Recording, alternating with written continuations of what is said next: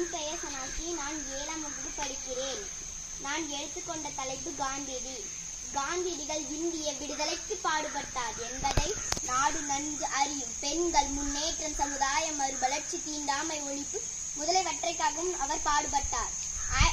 காந்தியடிகள் தமிழ் நாட்டின் மீதும் தமிழ் மக்கள் மீதும் மிகுந்த அன்பு உண்டு.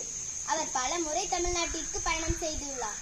1919ஆம் ஆண்டு பிப்ரவரி மாதத்தில் காந்தியடிகள் சென்னைக்கு வந்தார். அப்போது ஆங்கில அரசர் ரவுலட் சட்டம் என்னும் கடுமையான சட்டத்தை நடைமுறைப்படுத்தியிருந்தார். 1921ஆம் ஆண்டு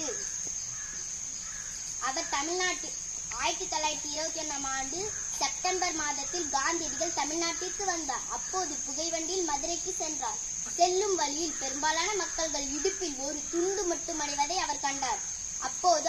அப்போது காந்தியடிகள் நீளமான வேட்டி, மேல் சட்டை, பெரிய தலைப்பாக அணிவது வழக்கமாக கொண்டார். பெரும்பாலான இந்தியர்கள் புதிய உடைகள் இல்லாமல் இருக்கிறார்களே, தான் மட்டும் இவ்வளவு துணி அணிவதா என்று சிந்தித்தார். அன்று முதல் வேட்டியும் துண்டும் அணிவதை வழக்கமாக கொண்டார். அவர் தோற்றத்தில் மிகப்பெரிய மாற்றத்தை ஏற்படுத்திய போது பெருமை தமிழ்நாட்டிற்கு உண்டு. அவர் தன் வாழ்நாள் முழுவதும் கோவிலேயே இருந்ததை கொண்டார். வணக்கம், நன்றி.